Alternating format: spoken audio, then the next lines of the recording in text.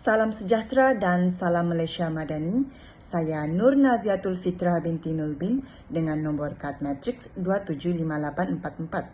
Saya akan membentangkan tentang ulasan jurnal saya yang bertajuk Pempolitikan dan Reformasi Pengurusan Awam di Malaysia. Seperti yang sudah sedia maklum, tajuk artikel saya adalah Pempolitikan dan Reformasi Pengurusan Awam di Malaysia. Artikel ini dikarang oleh Ahmad Faiz Yaakob dan Kartini Abu Talib. Ia memberikan pandangan yang dalam dan berwawasan tentang hubungan antara politik dan birokrasi dalam konteks Malaysia. Fokus artikel ini adalah pada pempolitikan dan kesannya terhadap usaha reformasi dalam pengurusan sektor awam.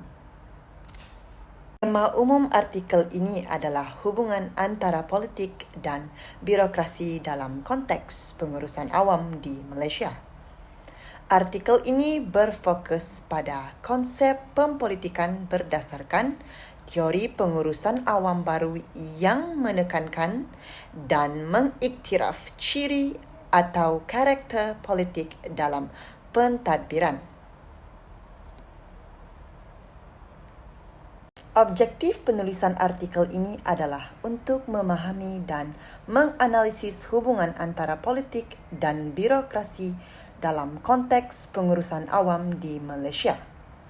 Artikel ini bertujuan untuk menjelaskan bagaimana politik dan birokrasi berinteraksi dan bagaimana interaksi ini mempengaruhi profesionalisme dan accountability dalam kalangan pegawai atasan kerajaan. Penemuan kajian atau penulisan ini mendedahkan beberapa aspek yang relevan dalam hubungan antara politik dan birokrasi dalam konteks pengurusan awam di Malaysia.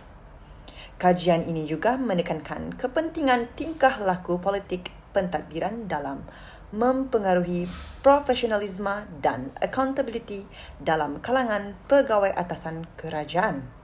Seterusnya, penemuan ini menunjukkan bahawa campur tangan politik dalam birokrasi boleh mengancam profesionalisme dan accountability dalam pengurusan awam.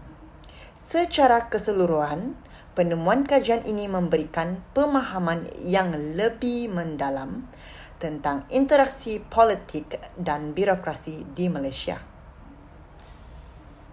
Dari sudut pandang politik dan pentadbiran, analisis dalam artikel ini menunjukkan keperluan untuk mengukuhkan pemisahan yang jelas antara politik dan birokrasi dalam pengurusan awam di Malaysia.